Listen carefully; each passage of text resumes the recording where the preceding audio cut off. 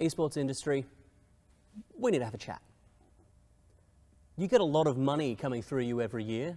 It comes from sponsors and advertising, and it's divvied up into prize money and salaries, and that's good. I like that. Keep that going. My concern's more where the money goes after those things. Now, people make mistakes. That's cool. That's cool. I get it. You're young. But you actually got to get the money to the players when you pay them. It's kind of how it works. They play, they get money. Not hard. And so today, for our third week of this show, I want to spend some time with you and just go over this really simple concept. Because I think after this, if we can get things going, maybe people will start taking us a little more seriously. Welcome to the Esports show for week 3. This episode is called Show Me the Money. And let's head into the weekly recap.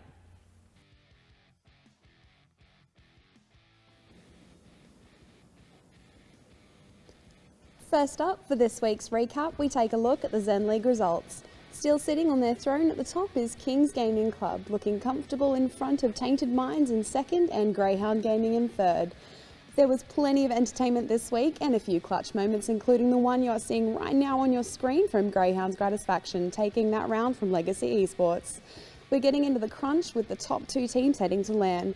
I will say that Yam is looking incredibly strong for Tainted, so I can definitely see them staying near the top.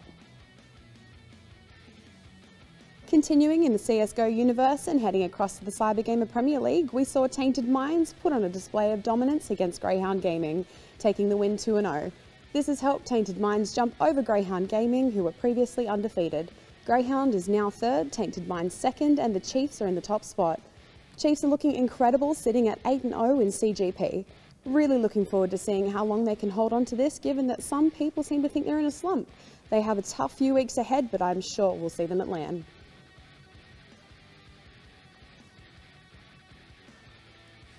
On the Overwatch Open this week, we finally saw the matchup we have all been waiting for, Four Legs versus Athletico.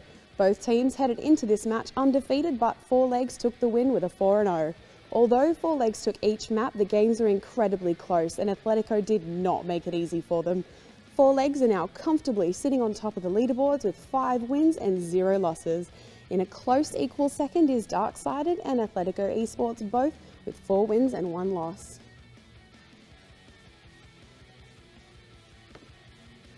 Smite Gauntlet went down this week, battling it out for a spot at the PAX Australia Finals this month. Pet Boys performed well, but unfortunately fell to Sin Gaming in the second round, leaving Sin and Noxide to play off for the final spot. Sin took the win 2-0, which means our PAX qualifiers are Scylla Esports, Darksided, Legacy Esports and Sin Gaming. Looking forward to watching these teams battle it out. If you can't make it to PAX, the finals will all be online.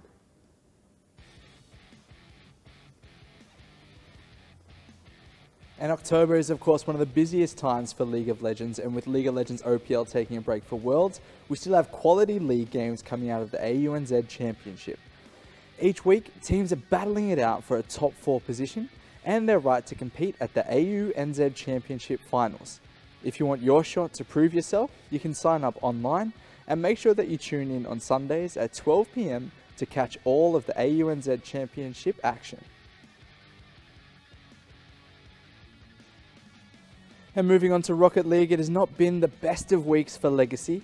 Unfortunately, they fell just short in this matchup against Conspiracy Esports. An absolutely incredible last-second goal from Walcott to steal the game, and of course, break the hearts of Legacy for the second time this week. #WeFlyAs1. Hopefully, we see the guys bounce back next week as they look to find a bit more consistency in their roster and their performances. And the Paladins Global Series is really heating up this month with teams lifting their game, competing for their claim to the Paladins Masters event at the Hi-Rez Studios in Atlanta. Kanga again has been showing some incredible form and are my personal favourite heading into the PAX finals. The Outlaws, however, did put up a great fight, proving the gap is slowly closing. It'll be interesting to see how teams perform next phase. And to close this week's recap, we have a bittersweet result coming from the Heroes of the Storm.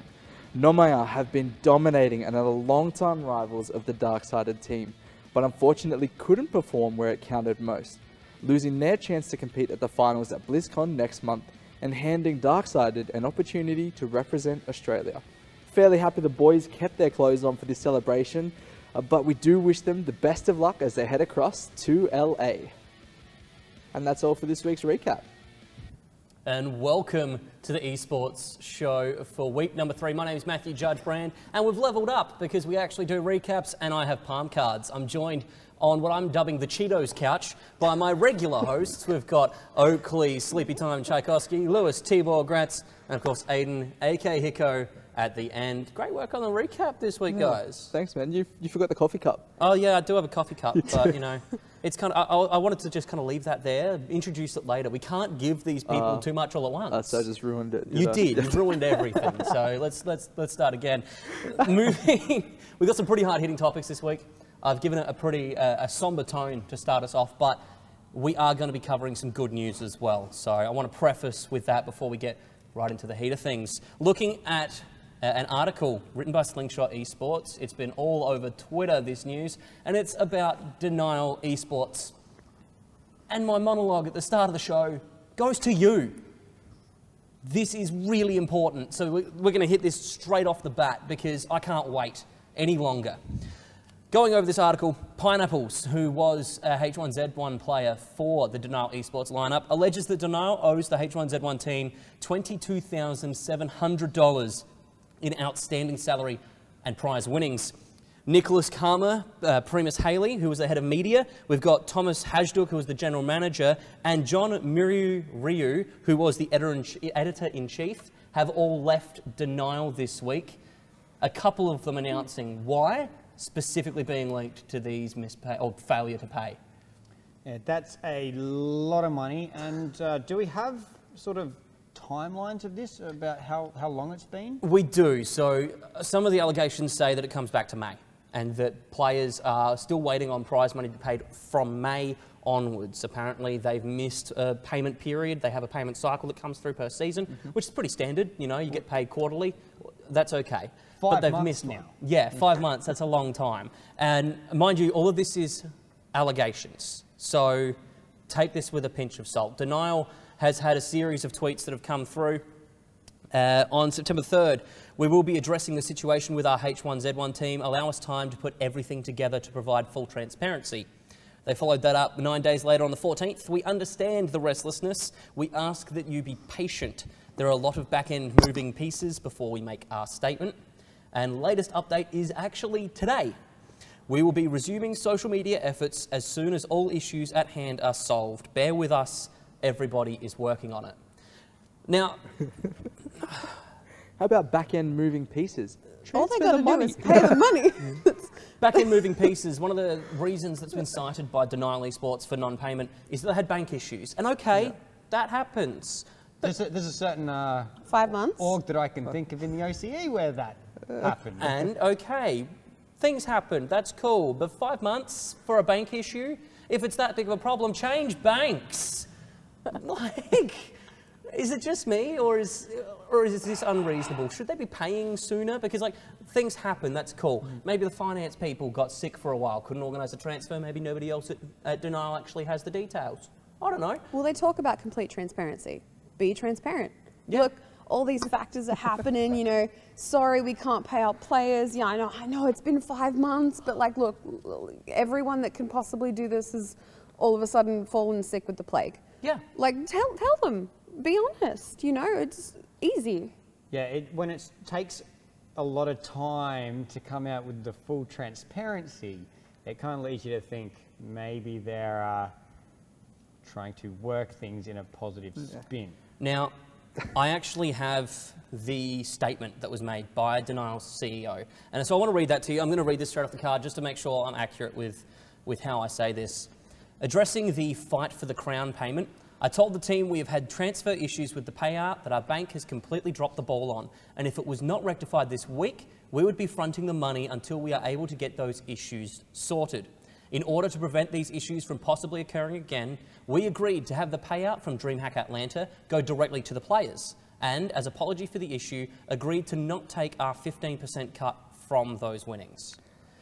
AKA, something's gone wrong that we're not going to take responsibility for. We're going to blame it on somebody else, but because this has happened and someone else made this mistake, we're going to give you more money and not take our cut. So they don't take ownership, but then they kind of try and fix themselves. So that's the thing that I'm kind of sitting on as well, is that, okay, this isn't Denial's problem. They're washing their hands of it. It's out of our hands, it was the bank. Okay, cool, that might be the case. But then why does Denial feel that they need to punish themselves, for lack of a better word, to rectify the situation? I would say that's down to the bad PR. They've got to make it look like they're doing something to pay back these players. Let's say all this is true. In that circumstance, I'm not surprised that they go, hey, like, we'll give you we won't take a 50% cut. We'll give it to you, like, even though it's not our fault, it's kind of in the realm of, it was our bank. It was our bank account. Yeah, we feel sorry, but it's a long time. Yeah. So just take that little bit extra. So I can see where it's coming from. That can come from a good place as well. Not so much we screwed up, but bank issues seem to be the #1 excuse. And I think mainly that's because banks never comment. And like, banks, it can be bank issues. Sometimes you can have issues getting into your net bank. You can't make a transfer. They've locked your account for security reasons until you can verify. And I get it, people are busy, but this has been a long time. Yeah. And it's not just the H1Z1 team. So, Denial also allegedly owes money to its Counter-Strike team. The amount was unclear, but one source that spoke to Slingshot, close to the players apparently, estimates that the range is between $40,000 and $60,000. According to these sources, some of Denial CSGO players are so far behind in receiving payments, they've actually had to go and borrow money from friends in order to stay afloat and live. Yeah, see, that's even not worse. okay. That is not okay. It's even worse. How did the Rocket League team go from RLCS? They have had issues as well. It has been across the board. I don't have much on the Rocket League team. Well, that's at least consistent with a bank issue. Yeah. I don't know. 5 months, 3 different teams. It's all the teams. It's not like one team's getting their money. That's true, yeah. Another team's getting their money. It's across the board. But the thing for me that's hit home is now Karma, Nicholas Primus Haley, who was the head of media, he's actually spoken out and said the loose estimate of what Denial owes players is actually around $100,000. So when you've got ex-staff members who have left because of these issues saying, you know what, it is around that, it can go either way. They can be pissed off and can be going, you know what, let's really screw over their PR. I used to work there, I'll make up a figure. But that doesn't seem to line up with the ethos of what's going on. But it's still a cop-out for their own legacy. Like, if I'm heading an org or paying for players or responsible for that, I'm going to go ahead and fix that problem and be like, okay, I'm going to leave after this because I've made a mistake. But I'm going to fix that problem before I go, because if I just leave and completely throw it apart while it's in that state, you're not going to get a job anywhere else. That's right. Where are you heading? And I do have to say that these people that have left Denial as well, these higher-ups, have commented and said, look, we enjoyed working at Denial, but it's just we can't resolve these issues, we can't get past this, we're out. I'll leave you with this one statement from the 25th of July, 2014. From Denial CEO on Twitter. People don't realise how important it is to not be full of shit in this industry. If you lie, it always catches up to you. So let us know what you think on Twitter at the Esports Show. Weigh in on the conversation. We'll have a chat over this week about whether Denial Esports is in the wrong, and hopefully they can get it cleared up soon enough. Yeah, hopefully they get that with $100,000 out to the players. For the sake of the players, like borrowing money. We were talking about last week where it shouldn't be the tournament organisers' responsibility to send the money over to the players. That's right. You send it to the organisation because the organisation has contracts in place where they have to pay the players. It's not on the onus of the tournament organisers. It's actually a legal concept in that being third party to the contract means that you don't actually have legal rights to that contract. Yeah. And so when a tournament organiser has contract with the clubs because the clubs are playing in their tournament and the clubs have a contract with the players do not, unless the tournament organiser enforces another contract, like Riot does with player agreements and such, the players have no contract with the tournament. And that is the issue here. Again, and we spoke about it last week. Especially when you have a clause in the contract where 15% of the prize pool goes, or the prize money goes to the organisation. So that means then the tournament organiser would have to pay the players, and then the players would have to pay the organisation, which Yeah. makes no sense. I mean, that works in traditional talent agencies, in that, you know, a musician that's going to play a gig, their agent will set it up for them, negotiate it for them, and to make sure that things are clear cut, the gig organiser will pay the musician pays their agent after. That can work, but when we're looking in these team environments, this isn't how esports is operated. Send it to 5 different people, and then they can send a little cut back in. Like, just it's counterintuitive. It is. It is. Moving forward, looking at WESA. So this actually goes back to something we talked about on the show last week regarding Immortals and their CSGO roster. WESA have announced a change to their transfer rulings. And to quote, with the start of Season 6, ESL Pro League updated its transfer regulations, reducing the amount of transfers per team from 4 to 2 in order to ensure team stability and encourage a continuity of rosters. Consequently, teams were no longer allowed to change the core of their lineup throughout a season. Pretty standard. CyberGamer has those rules, ESL has those rules. You have to maintain a majority core of what you started the season with.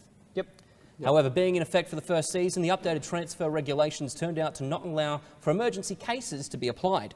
The limitation has come to light as a result of a current situation surrounding Immortals. As a consequence, the WESA Executive Board has decided to amend the existing league transfer regulations with an additional paragraph allowing a third transfer in case of emergency as deemed by league administration.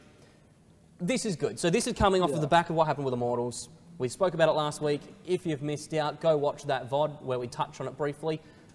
Touching on it briefly again, have issues with their players after an event. One of them gets terminated, the other 2 are sent in contract suspension, and now they've got 2 people out of their core 5 that they started the season with. They need 3 transfers, but under the old ruling, they can only have 2. Yeah, well, if you look at, say, an AFL side, right? Your players get injured all the time, and you need to have a place to be able to get more players from, right? You can't go pinch it from other clubs, but you can bring them up through your grassroots. That doesn't happen, that can't happen in esports except for, say, League of Legends, OPL with, like, pinching your OCS players. That's about it. So it is good that they've allowed teams to get it, and you need tournament stability as well. That's right. I think that one of the big issues that we've talked about frequently off camera is that stability in esports is a massive problem because these teams have roster changes all the time. They have players coming and going because they don't want to play at this org, they want to go play with these players, and that really hurts stability. It hurts marketability as well, it hurts branding, and it disrupts an organisation, a club that has to go and find players because traditionally in esports there's not actually a lot of subs. And there's not a lot of downtime, especially in CSGO. Yeah. Why don't we have subs? Why can't we have teams have more subs, more of a pool to pull from? All those grassroots, that could be a more important thing where you kind of got, I mean, look at things like the NRL, the AFL, they've got their feeder clubs that you can go and grab guys, pull them in for the season. I understand, obviously, having the core roster there for a substantial amount of the tournament. That makes complete sense. It's like having a trade window. Have a trade window you can play. Once that's closed off, no one's going anywhere. You're locked in, competing for the rest of the season. Yeah, I think it's a good change. I think that WESA's change allows for some emergency situations here as well, and that's important when writing rules and regulations. It's hard at the start when you release something to make sure that all the questions are answered, because the questions themselves haven't been asked yet. And this is a good internal reflection for me from WESA, that they've gone, you know what, this is a problem that we now need to amend our rule set to fit, because this can arise in the future. It's not going down the slippery slope of let's change the rules to quickly benefit every team anytime they need it. It's obviously a calculated decision go, maybe this needs to be changed. Well, they're not doing it as well to just become better. It's not like 2 better players have come on the market and they've gone, all right, we're just getting rid of them and doing this. This is special circumstances. And I think most contracts, especially to do with tournament organisation, need to have in that clause of a decision can be made outside of these rules in special circumstances. So like, absolutely. As a poker tournament director, you can actually go against the rules in certain situations for the fairness of the game. Yeah. And it's applicable here in esports, it's applicable in traditional sports, that sometimes the rules need to be deviated from by the people who set those rules in order to keep up a competitive and fair environment for this. And it wouldn't be fair for Immortals to be automatically out of the league because they put their foot down against players misbehaving. And then you've got a team out of the league, and then you got all of a sudden you've got a bye week that you now need to factor in against all those teams that were playing. And then do you forfeit the previous matches that happened against them? And it ends up really confusing, like we saw last season with CGP with the Atletico team that broke up like a week in, and then they still had to play with that and with the coach. So it gets really messy. It does, and look, hopefully all the best to WESA. Good choice, is what I'm going to say. I think that this amendment is well done, it's well thought out, and hopefully it has some positive impact for the rest of the league. Hopefully it can stay pretty stable. But, my friends, onto something that I know Oakley's feeling pretty strong about. Overwatch. We can't seem to get rid of this game from our show.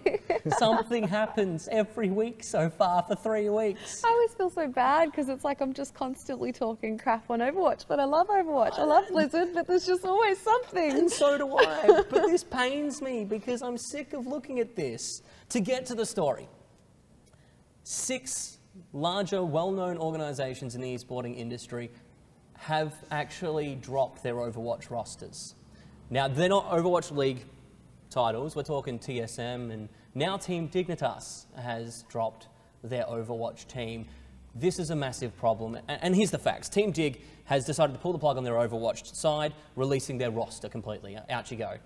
They now join the other 5 teams who have done this. TSM, Splice, Denial, haha, Complexity, Red Reserve, now Dig. Some of these organisations have, like TSM, have said, you know what, what's the point? Overwatch League costs so damn much to get involved with. That is the top league that Blizzard is marketing. What's the point? Reports come in saying it's 20 million for a spot. TSM's like, we don't want to pay 20 million just to get involved with a game for a league that hasn't even started yet, that we're still waiting on, that we're still looking for details on. We can announce, hey, look at the Shanghai Dragons. They've got a cool logo, but we can't actually get things rolling. Of course TSM's going to pull out. You then look at other organisations like Splice, who have pointed out a point that we've made on this show, that there are not enough other tournaments outside of Blizzard to make it commercially viable. Well, there's just not. There's no, outside of BlizzCon, there are no large LAN tournaments for Overwatch in the West. None. It's still so name premature. one. If you can name a pro-level Overwatch tournament, NAEU, that isn't run by Blizzard, I'll give you this mug. Like, I don't know much else, but I'll give you the mug. First person to chime in. Yeah, and we're talking mug. large. To qualify for that, we need like your TSMs, although they don't have a roster now, so that would make it impossible. We need those kinds of pedigree teams competing in it. I'm not talking about the Overwatch LAN that happened 3 weeks ago at your local pub. Like, no, I'm talking world stage, minimum 15 grand prize pool. Let me know and you can have the mug. That Overwatch LAN was probably illegal anyway. It was probably illegal and violating Blizzard's terms of service. Put some red tape. They weren't allowed to use those sponsors. That's right. Can't use sponsors that conflict with Overwatch League, although Overwatch League hasn't started yet. Or call it Overwatch League, even though there's no league. But even Overwatch was in trouble because their logo looks like the Major League Baseball logo. Yeah. So they're like, do we sue them for this? Oh, yeah, the actual Overwatch League. Yeah, Overwatch Now, League here's logo. interesting bits as well. There's rumours, of course there's rumours, it's esports, but there's rumours that 2 more clubs are going to be dropping Overwatch sides.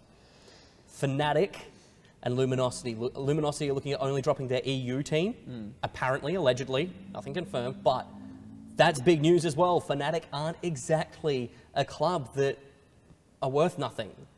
They're top tier as well. So if we add those 2 to the listing, that's 8 top tier organisations globally that have said, Overwatch isn't ready for us, catch you later, maybe one day.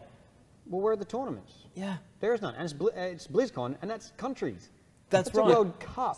Outside of BlizzCon, there are no tournaments. There is nothing. There is no development. There is no progression. No. And like, yeah, we got stuff going on here. It was in the recap. But how is that progression? It doesn't lead anywhere. That's an open ladder for nothing. One thing that I really want to touch on, like we did last week, is communication. Like, there needs to be open lines of communication. Like, these teams are like, if they knew it was worth it, it's essentially, you know, making a huge investment into something that could possibly just really not be worth it. And it's a lot of money. Like, it's not like it's all just, you know, a company that just throws some petty money. Yes, of course, like Fnatic, I'm sure that's nothing to them to play. But it's like, there needs to be more communication. We need to know what's going on. Teams need to know what's going on before they throw buckets of cash into this and have it go nowhere. Yeah, and like looking at these rosters, these organisations that have been dropping these rosters as well, when you join up to those organisations, they're a certain pedigree. They sit up there as one of the best clubs in the world. So you join them going, what's our benefits as a team to actually join up? Because if they're not getting paid, if they're not getting benefits, then they're not going to sign on to TSM. Why would you? Why join Team Solo Mid if you're not getting benefits that are way better than what you had just being an independent team? Yeah, well, exactly. But those organisations can't invest because there is no exposure through getting a team. And it's 6 players. It's more than anything else. Most expensive team to uphold. If you paid an Overwatch team per player as much as you pay even a Rocket League team or a Counter-Strike team, yeah, it's only 5, but putting that one extra person on the roster, if they're paid a minimum wage salary, that's a lot of money that you're shelling out just for one extra person. Might as well go play Paladins. Well, That's going to be... the thing is, Triggered. the thing is that there is more money in Paladin. There is. There For is. prize money. There Like is. if I was a Overwatch team and say OCE, I'd probably pull up Kanga and just go play Paladin. Oh, that frustrates me to no end Yeah. because it's like Overwatch has so much potential, like Yeah. but it's so underdeveloped and there's not enough people willing to throw into it really. But yeah, go put. But Paladins obviously is my new teams favorite are- game. Yeah, exactly. Teams must be planning this because Team Dig sits under Philadelphia 76ers, but they've just branched out to a new company. I think so, yeah. And that new company is holding the esports and a whole heap of other stuff. So obviously they looked at it and gone, okay, we can take that $20 million and put it into something that we have no idea what's going to happen. Or we can invest it in ourselves. And I kind of like that they've done that. Obviously they dropped the team, but they're still investing in themselves, which I think is important for Team Dignitas instead of just throwing away $20 million. Absolutely, because at the end of the day, it's $20 freaking million. Like, these It's a clubs, small loan of $20 million. That's right. All of a sudden, we could see Team Dignitas be the next president of the United States. Like, that's the kind of money we're talking about here. So, when you're looking at that, these teams, they're not just going to go, oh, you know what, we get $100 million a year, a fifth of that, yeah, let's just piss it away. Why not? It's a For big 3 years investment. until revenue share? Yeah, apparently revenue share doesn't kick in until 2020 for Overwatch League. It'd be nice if Overwatch League just kicked in, but at the end of the day, I support these teams. I really do. TSM, Splice, Dig, Denial. Good choice with Overwatch, not so much about the payment. But I get it. I support these teams. Get out of there. Because there's nothing to actually invest in right now. And you look at these teams like NRG invested in Overwatch League, and they've just secured $15 million of extra investment from people like J-Lo and Marshawn Lynch, I think it was as well. Like, Yeah, Michael Strahan. Like Did you previous just say NFL J-Lo? players. J-Lo, yeah, J-Lo. I love the J-Lo was hesitation on invested in J-Lo. NRG. She and Shaq like this. Like, Yeah, J-Lo got that esports. she did. She loves it. She's into it. And so that's the thing that I'm trying to Lucio, say is that, yeah, cool, NRG's up there and they can afford it. But you don't have to pay it. You do have the option to say, you know what? This isn't actually commercially viable right now. Catch you later, kids. We're out. Because if you're pouring money into a funnel, I'd rather you put it in my pocket right here. You see that? It's open. Get it in there. And I'd take that's a all I cool have to 20 say. million. I'd be Cool alright 20 with that. million? Yeah. It was like, what was it? In 2007, it was $10,000 for a franchise in the MLS, the Yep. top soccer league in America, like in USA. And now it's 20 million for an Overwatch spot in 2017. Yeah. But they would have had a full structure. They go, here's how many teams there are. This is what's going on. You get this. It's Yeah. not going to be a million years until you actually get some revenue share. And now that 10 million will be worth way, way more. And the 20 million could turn into a huge amount. But right now, it's an insane investment for still a budding industry. And you look, I mean, you pulled up stats in our discussions earlier as well regarding MLB franchises and stuff like that, that earlier on to buy into the MLB when they were at a similar stage to where Overwatch League is comparatively as a business, you're like, oh, it was 10 million, it was something along those lines. Even the NFL was like quite cheap. I mean, like Yeah. you're talking about hundreds of thousands of dollars to buy a team, and now like the Dallas Cowboys, and now they are the most expensive team in the world. Yeah. Like even bigger than your European soccer team. Like the Dallas Cowboys #1, and that was lower than $1 million to buy it first time.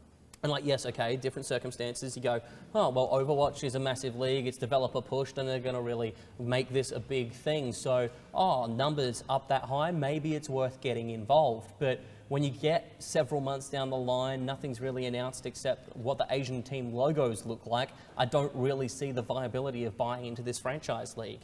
And Now, I you'd do like it want to to work. say, I do want was to gonna say, say. we want it to work. And also, Oh, yeah. Blizzard have addressed these comments about $20 million slots, saying they're not really $20 million slots. That report that was given to ESPN, we reckon that was just to get some little leaks out to help people leverage it so they could buy the slot and people would back out thinking it's too much money. Even though NRG had to secure $15 million Yeah. funding. And the other point they say, in an official statement, is that they still support the endemics because the endemics are what have made this community. Yeah. Then where's your bloody grassroots? We've been sitting here this whole time saying Overwatch has bottomed out. We've got no grassroots competition. If you support endemics that have been in the scene for years across game titles, where's your grassroots support? Why don't you help out third-party organisers and actually let them do things for you without having to buy massive licensing to try and run an Overwatch competition? Not even call it Overwatch League. And also, you're trying to restrict sponsors for grassroots. If we wanted to put on an event here and have a Premier League competition here in Australia, completely removed from the Overwatch League, we can't call it a league at all. We also can't have sponsors that conflict with the Overwatch League because they've got HP Omen. And cool, those sponsors are great. But what if I want Lenovo? Because Lenovo's like, let's really get some sponsorship out here for Overwatch. I can't do that in Australia to run a top 8 tier league. I'm not allowed to do it without buying a massive community license, and even with that license, I'm not allowed to have sponsors that conflict. And then going No through thanks. months of can we do it? Do they conflict not too much? It's just an absolute mess, and it's not worth the time. It's not. From tournament organisers. So like ESL, Australia New Zealand Championships, moves away from Overwatch and puts in League of Legends. I mean, because Riot works with them. ESL, preface, we don't know why they moved away from AUNZ, and they've been organising other things for Yeah. Overwatch. We know that, but we don't know why they moved away. We know exactly why CyberGamer's not doing it, because it's too much of a hassle. Yep. And DreamHack, funnily enough, in the VOD for this, we're going to have, on YouTube, I'm going to link it in the description. DreamHack actually had an interview and stated why they don't do Overwatch at their events. And it was linked into this whole red taping issue that commercially it's not viable for them to do an Overwatch event at DreamHack. Because you think of the scale that it has to be at DreamHack, not worth it. And it's not in ESL 1. Oh, it's not, sorry, it's not at IEMs. It's just, there's no large live LAN tournaments. What is that, contenders and that's it?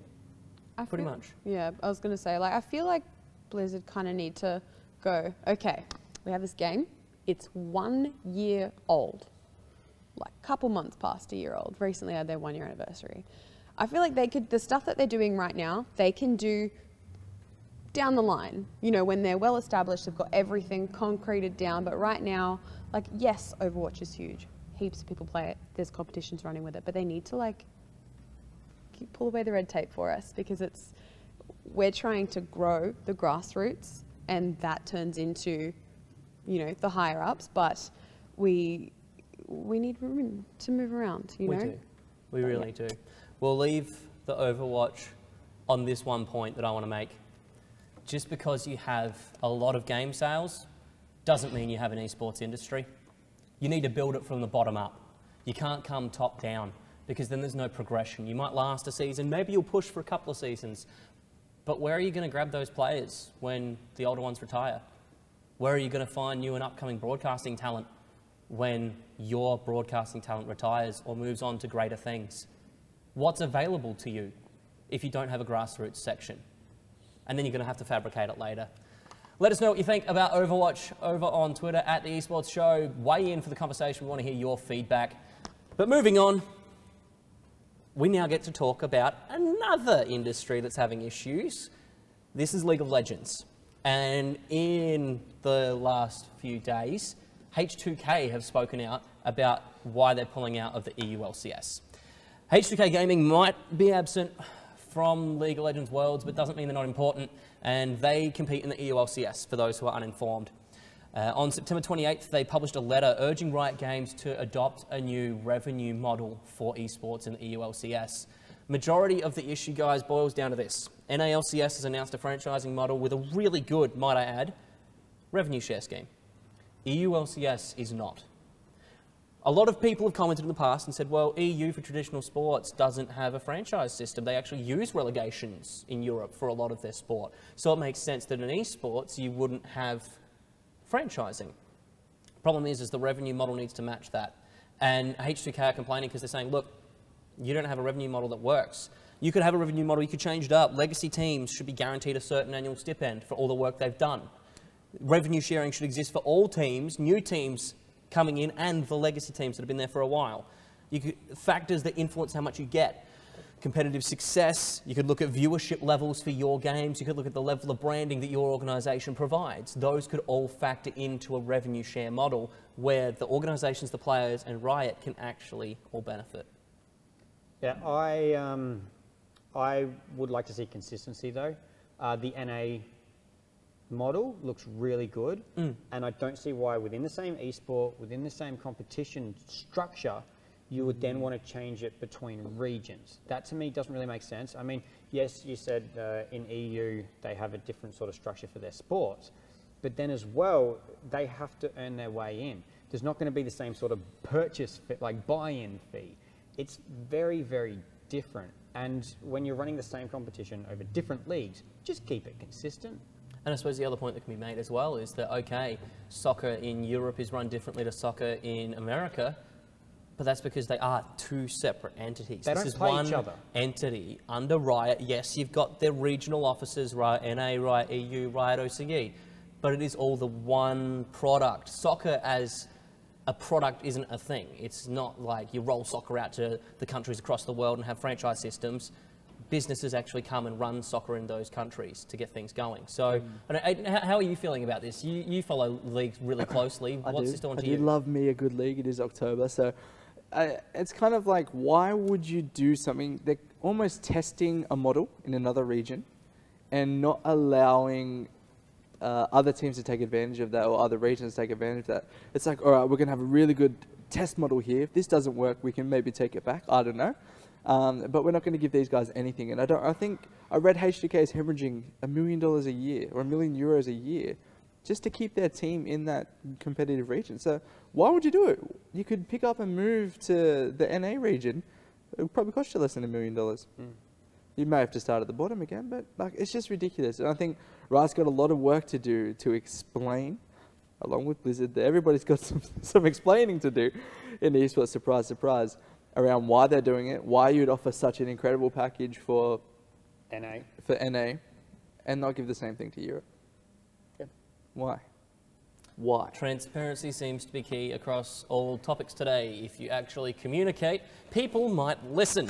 But they don't even have to communicate to the organizer, to everybody, just the organisations. Yeah. They're the ones that need to know this stuff. If they don't know, then they're sitting there just being left in the dark, and they won't like that either, leading them to pull out even more. And hiding from your problems is not going to fix anything, guys. Like, get out there, talk to your teams, talk to your players, listen to the fans that are watching your show or your sport, whatever, and make the changes. Why? Why not? At the end of the day, without change, we don't get progression. No. So let's see how that pans out. We wish H2K all the best, and hopefully things can get resolved for Riot EU. And at the end of the day, again, we just want communication to start. Just let the org owners know what's going on.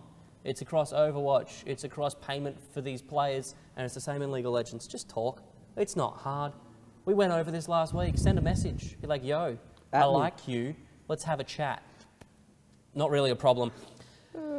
One thing that has been talked about on Twitter this week, and I kind of put myself into the conversation, is CyberGamer's update to their contract rulings. This is a massive step forward for them, and I want to take some time now to directly address it. CG came out only a few weeks ago and updated their rule set with Rule 3.1, which I'm going to read to you now. Contracts between players and organisations will be upheld by CyberGamer on CyberGamer-run competitions, namely CGP, CGI and Australian Esports Masters, until either their expiration or termination as a result of an agreement between the individuals involved and the organisation. For this rule to take effect, organisations will need to provide evidence showing that a valid and active contract exists between the player and organisation. And on the other end, players will need to show evidence that they've been let out of their contract or have been bought out in a legitimate manner before being allowed to join a new team. I love this, I really do. I think this is a step forward because one of the key issues in our region, here, locally, Australia, New Zealand, is contract enforceability. It's been a staple of the scene that, it's time for the OCE shuffle again. Let's see what 3 players move from Team A to Team B, what 2 players move from Team B to Team C, and then maybe some players actually go back to Team A, or maybe Team A is going to struggle to find players this season and bomb out. This provides stability. But people don't understand how this works. And it's really just as simple as what I read you. The onus is not on CyberGamer to make decisions of law. They are not a court. They don't come in and say, you know what, that contract's not valid. Catch you later, buddy. You can go wherever you like.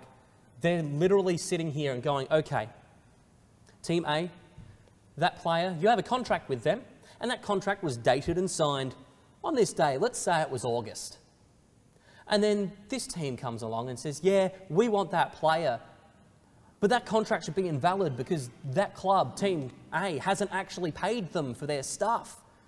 They should come over to us where we're going to have fun with them, we're going to protect them, we're going to offer them a great competitive environment. And we think, based on XYZ, that that contract's invalid. You want to know what CG's response is? Get a lawyer. Because it's not CyberGamer's issue. They're not sitting here going, you know what, yeah, that looks like a dodgy contract. They haven't upheld that, and non-payment is actually a material breach of their contract, so they're released. In fact, that would actually be a massive liability for CyberGamer to do that, because they're not qualified to do that. They don't get to make decisions about which contract is valid or invalid. They just recognise that this contract has been presented to us that is valid and says this player is currently contracted to this club. If you want that player on your roster playing for you, that's cool. Either make an agreement with their original club or take this down the legal route and prove that it's not valid. Get a lawyer. Take it that far. Send out a message. It goes back to my rant last week. It's not hard to send a message to a lawyer and ask a question. They will respond. And if it takes some time and goes more in depth, they'll say, you know what, before we go further, I'm going to have to charge you because this is actual work for me now. And then you can have a discussion further. It's not CG's problem to work out differences between organisations and go, you know what, yeah, you're in the wrong, you're in the right, this player should go. They're a tournament organiser. Just like they're not responsible for paying your players on your behalf, they're not responsible for working out your miscommunications, your disagreements, or anything of the sort. They sit here and provide a service with leagues for your competitive teams to play in. This is just another step forward to hold some responsibility on these players and organisations to have valid contracts and to keep stable rosters. It's just a backup. It comes through to back up their ruling, but you need a core 3 of your team that you started the season with playing all season long, just like WESA has. At the end of the day, it's your problem. You want that player? Follow the rules, make an agreement with that club, and if you think that player's been mistreated, then act on their behalf, help them get legal counsel and advice. It's that simple. Am I being unreasonable? Or is this just running through the same trend of last week? Yeah, you're a horrible person. You're I'm a terrible horrible shocker. I don't know how you're here. I'm gone. I'm going to get on the desk I now. know. You're This fired, Matt, you're judge-heavy fired. episode on contracts. But is it really that big of an issue? Like, I understand where orgs are coming from, because orgs on the other end that want to pick up these players are going, oh, they can't just run away now, we can't just pick them up. But do these orgs not realise that inducing players to breach contract is actually making them liable, and they can be sued on behalf of the player for actually inducing them to breach? Oakley? Oh, no, I was going to say, I feel like they're like the big bad org that's like, oh, these players aren't going to do anything. We can just go ahead and kind of poach them from a team. You know, their contract kind of looks a bit shaky, but that's fine. Don't worry about it. Like it's kind of, they just approach these players and they don't think they don't think anything's going to happen from it. And I think that's precedent that's been set in the past, isn't it? Lewis? Me? Yeah. I was like, I want to look this up.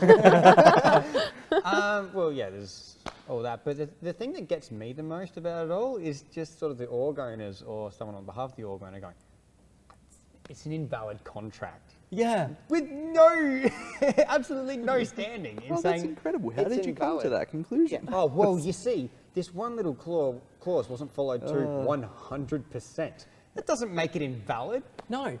In fact, most of these contracts, because Some of these clubs have actually gone out and had really good contracts drafted. Lo and behold, some of these clauses in these contracts, if they're invalid, don't invalidate the contract. That's actually a really key concept of contractual law, is that you need to find a material breach. A breach that is so large it voids the entire contract. And a lot of breaches of these contracts don't do that, because there'll be another clause just a bit further down that talks about how if one clause has been breached, that clause itself is invalid, but the whole contract stands. Yeah, and there's been a breach, but a breach doesn't immediately call it invalid. No. It doesn't cancel a contract. No. You can't just go, oh, well, you didn't pay me, our contract's void. I didn't turn up for work this week, therefore you can sack me straight away. It doesn't work that way. Unless it's written in your contract. Exactly. Yeah. Funny that, if something was written into a contract, that's how it works. Aiden, are you a legal expert like everybody else on Twitter? I think I might be. I think that's the other problem though. Like, these other orgs are coming in as a legal expert going, no, that's void. Where did you get that information or that degree that says, oh yeah, I can tell that? But why are people believing them? Why are they going, oh, okay, yeah. I agree with you. Yeah, they didn't give me 6 packets of Megarang this week, so my contract is void. Are you kidding me, guys? But we've got to stop getting kids, this is on the orgs, stop getting kids to sign contracts who have no idea what on earth the contract is, and kids, stop signing contracts you don't understand. Get a lawyer. And that was just about what I was going to jump in with. There are a few industry or titles in this industry where children, I'm talking under 18 as legally defined, are signing contracts for these clubs. They cannot sign a contract. They are not an adult. That is one of the most basic legal principles. They can't sign a contract because they're not of age, of consent. They need a legal guardian to sign that contract for them. So if you're an org that is signing kids to your club, to teams, and you are not encouraging them to go talk to their parents because their parents actually have to sign this contract on their behalf, I'm coming for you. Because that is disgusting. It is a simple concept, and I'm over it.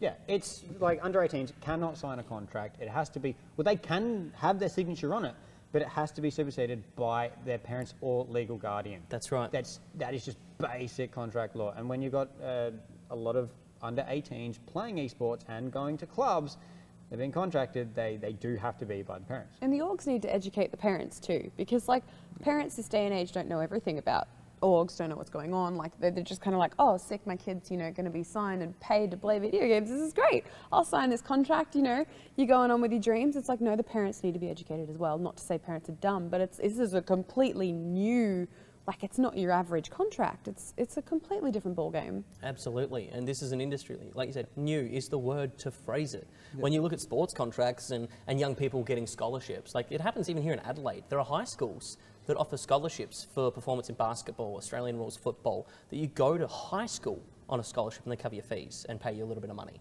let alone, you know, college or university. This has been a staple of sports for a long time, and kids have been involved with that for quite a while, but parents, it's not like parents are ignorant.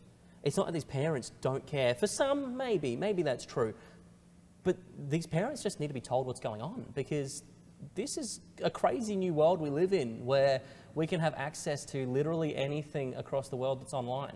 And these kids have the world at their doorstep in terms of competitive play, because they spend 8 hours a night on it after school and forget to do their homework. Like, these kids are the future. Forget.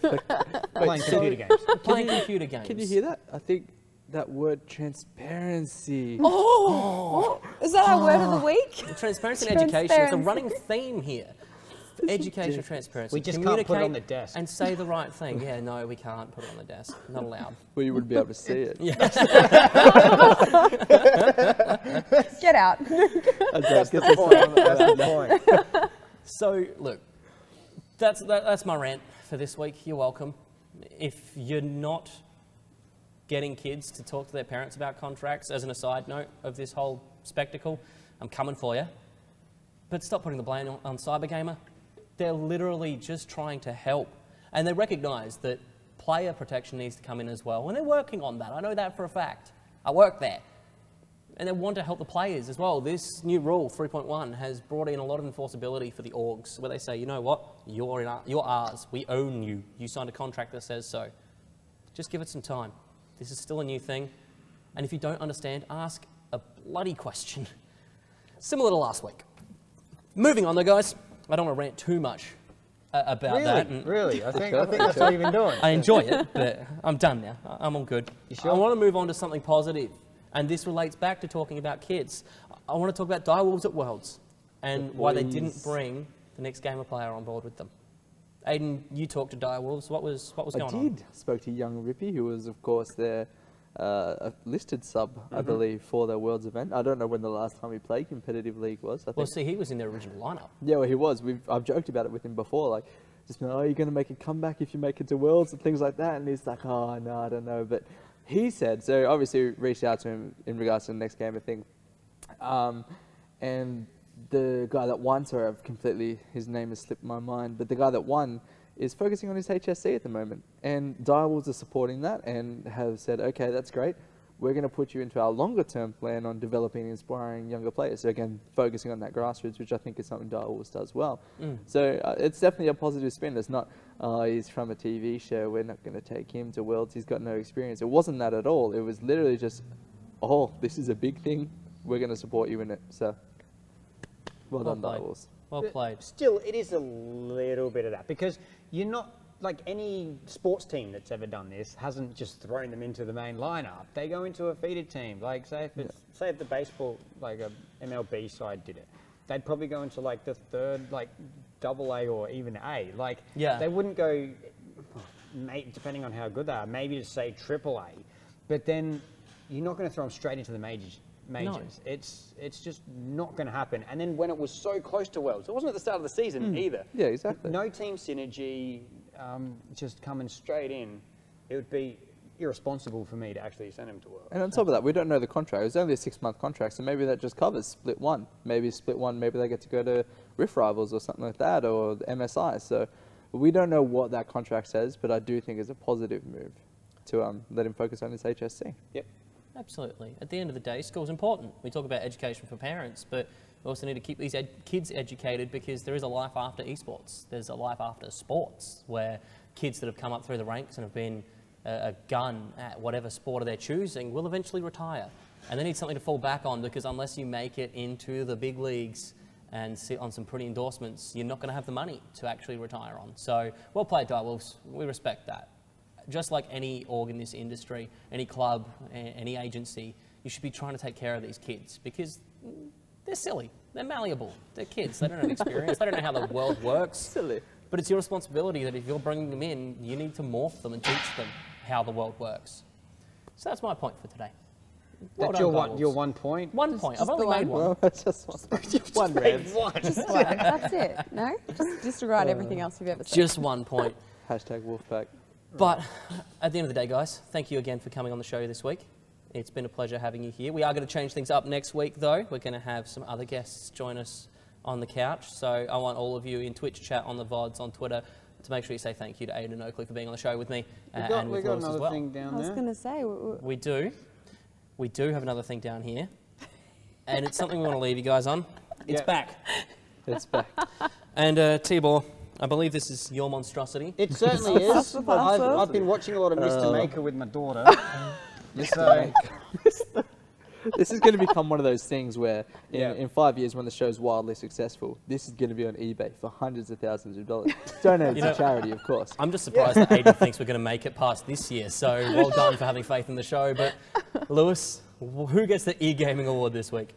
Well, this goes to the wonderful people over at Nielsen. Okay. The people that do all those lovely statistical analysis throughout the world, especially for television. They're the ones there that do the main stuff for television, the most trusted name in television statistics, you could say. Statistics. Okay. Yep. So they've now branched into esports, which is fantastic to hear. So now we can get some like good across-the-board statistics on esports on conventional television, because generally it's on Twitch, and most of the viewers are probably still on Twitch. But